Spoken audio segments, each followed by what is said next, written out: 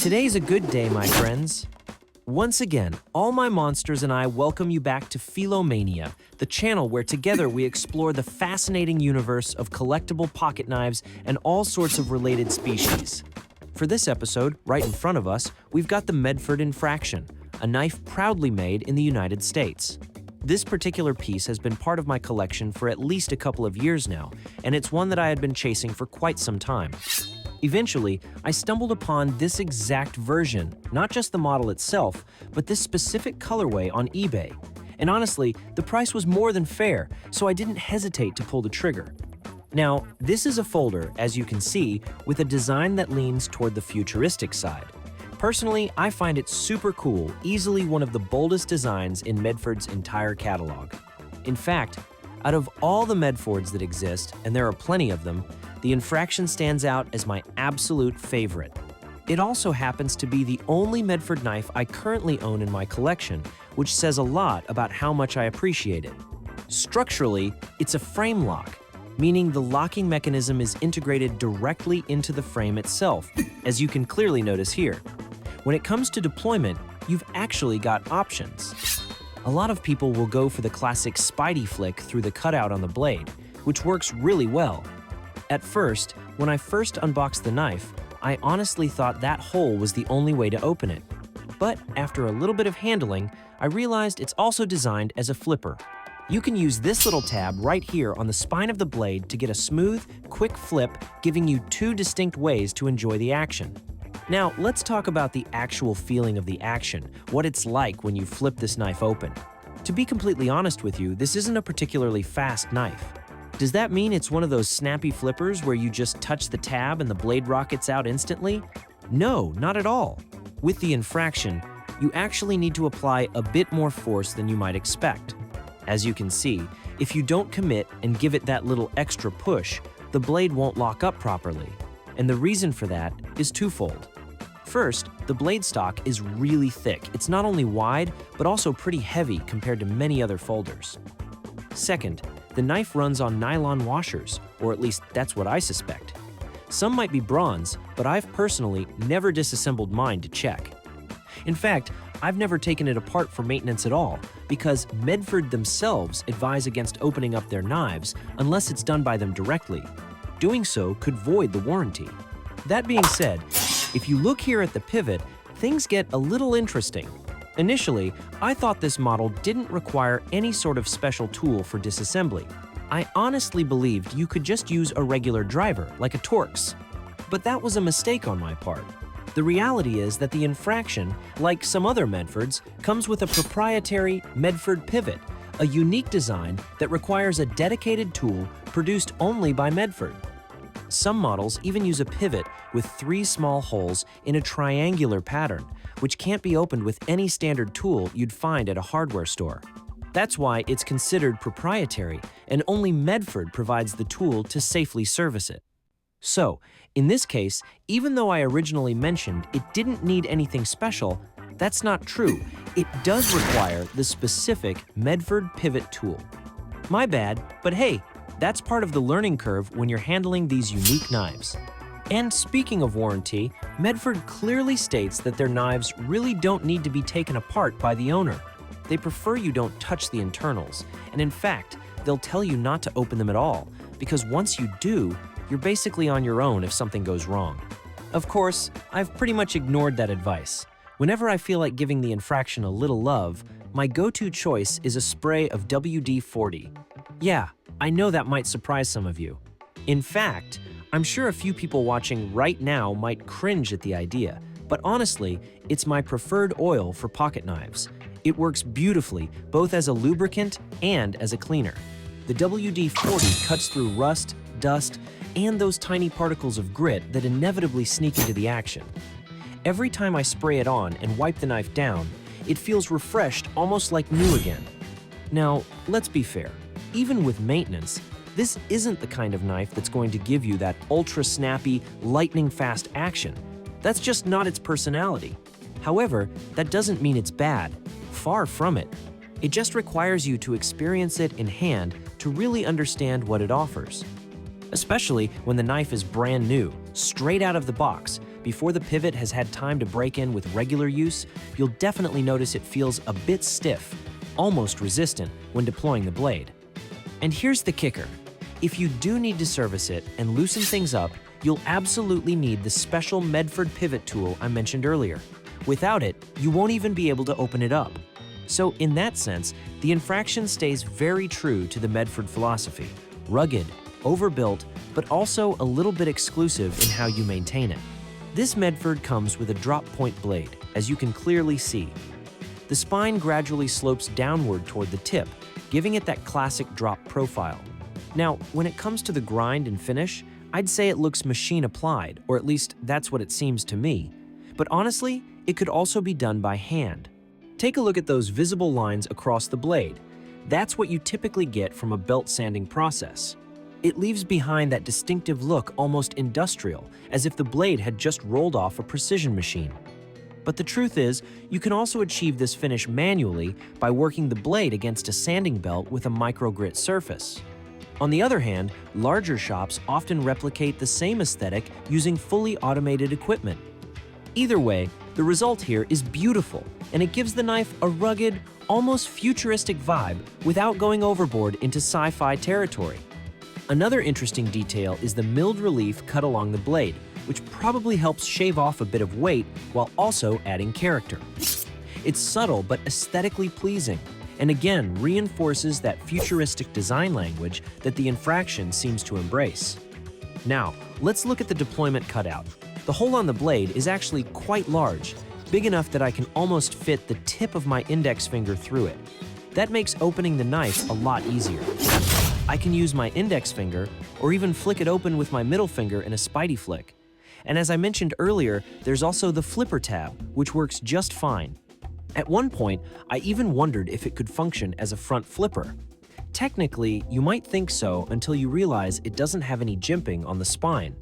That means there aren't those small grooves or ridges that normally provide traction for your thumb or index finger when trying to roll it open from the front. Without that extra grip, a front flip action just doesn't work here.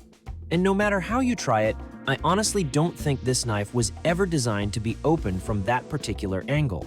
Even though at first glance it might look like it, in reality, that feature is purely cosmetic. It's simply part of the blade's finishing, very well executed, I might add, but it doesn't serve any functional purpose for deployment. Moving on to the handle, the scales are made of titanium, and in this case, they've been blue anodized. I've had this knife for about 2 years now, and the color has held up remarkably well. There's been only a slight fading, mostly in the areas where your hand makes the most contact, like along the edges and near the lock bar. Over time, those high contact points lose a bit of the anodized layer, creating a natural wear pattern. But honestly, that's part of the charm. I don't want a knife to just sit on a shelf looking perfect all the time. A little wear tells the story of use, and in a way, it adds to the knife's character. On the reverse side of the blade, you'll notice some markings. This particular version isn't from the very first Infraction run, it's an updated model. You'll see the Medford logo etched onto the blade, and right next to it, the S stamp, which in this case indicates that the steel is CPM S35VN. Now, S35VN is a very solid steel. It's well known for having excellent edge retention and being highly resistant to corrosion qualities that make it ideal for an EDC-style folder. In terms of toughness, I'd place it in the medium to high range. It's not quite at the level of modern super steels like Magnacut or M390, which push performance further, but S35VN is still extremely reliable and more than capable of handling anything you'd reasonably throw at a knife like this. So, let's compare it for a moment with steels like Magnacut or M390. Sharpening S35VN is noticeably easier. It's more manageable, more forgiving. Unlike Magnacut or M390, those steels are absolute beasts, almost like sharpening a rock. With them, you need serious patience, high-quality stones, and a lot of persistence to get a proper edge. By contrast, S35VN is far more user-friendly when it comes to maintenance, which is something I personally appreciate. Now, don't get me wrong, S35VN is still a premium-grade stainless steel. It's not some budget option. It was first introduced in the early 2002, if I recall correctly, around 2003 to 2006, and it's American-made.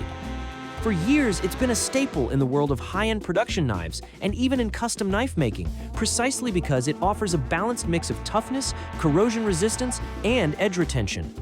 Of course, as metallurgy has advanced, newer steels have entered the scene with more complex alloy compositions and even higher hardness levels.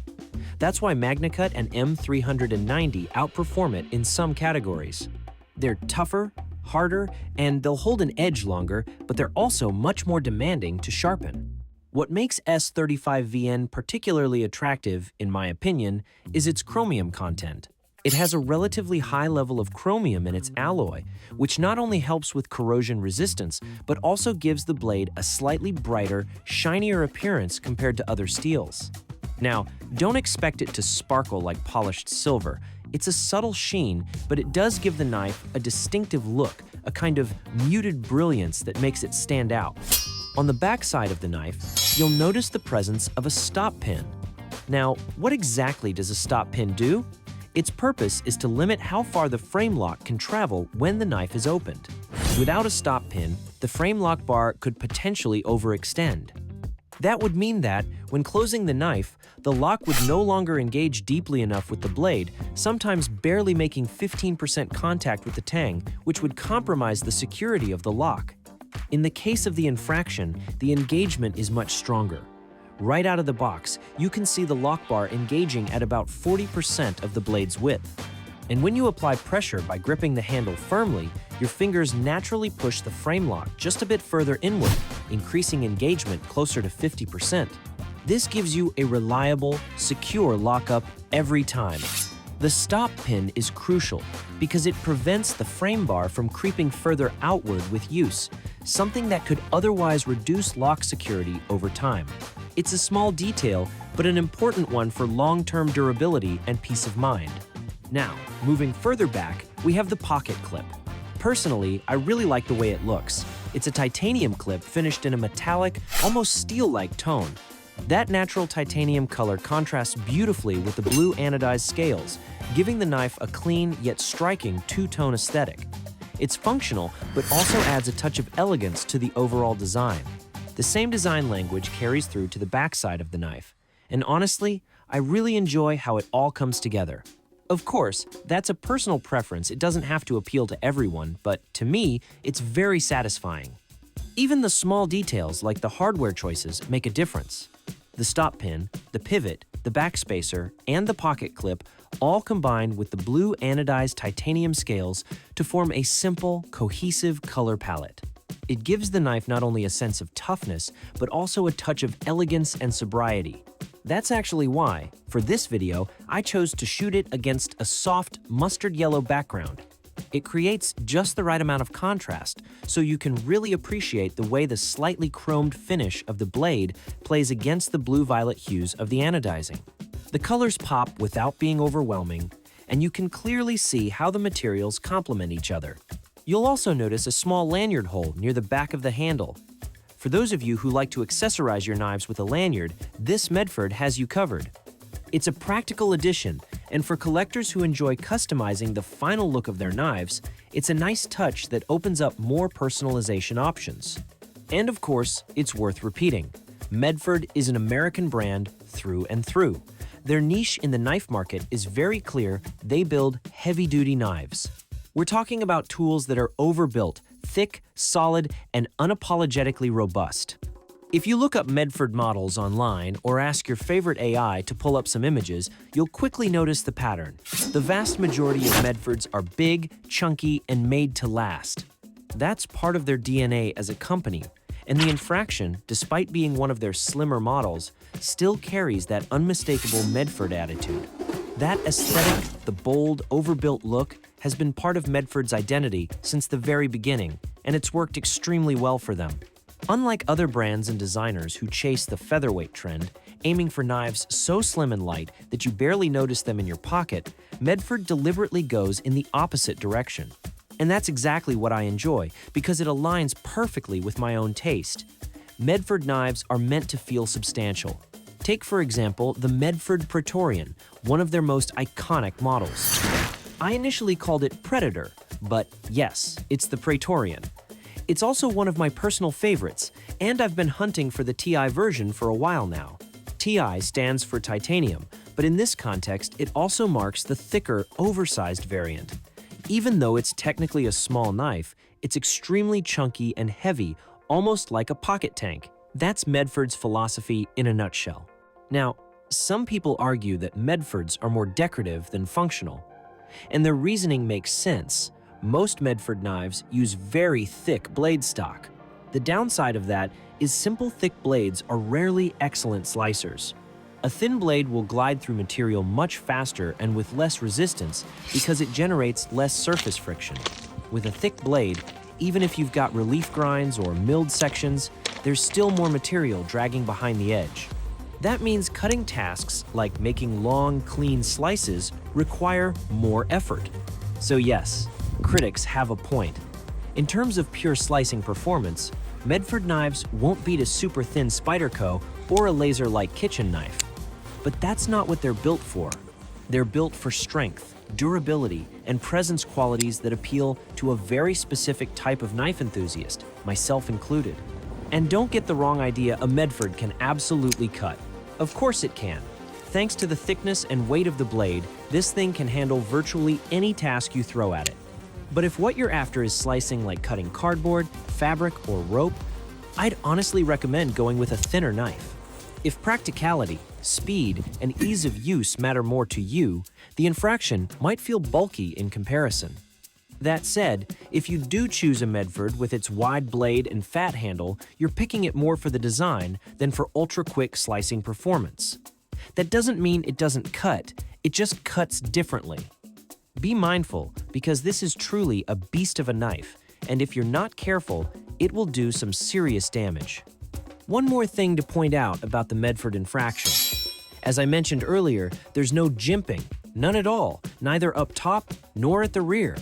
The spine and handle are completely smooth to the touch. Holding it feels like handling a precision tool. There's an undeniable sense of smoothness, delicacy in its design, but also an undercurrent of aggression in its build. The design itself is really about balance. It manages to combine comfort and smoothness with just the right dose of aggression. You can feel that mix the moment you look at it, and especially when you hold it in your hand.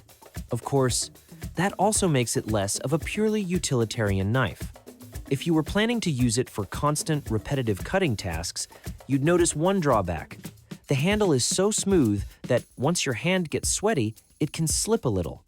There are no traction points, no texturing, no jimping on the titanium frame to give your fingers extra grip. But honestly, who cares?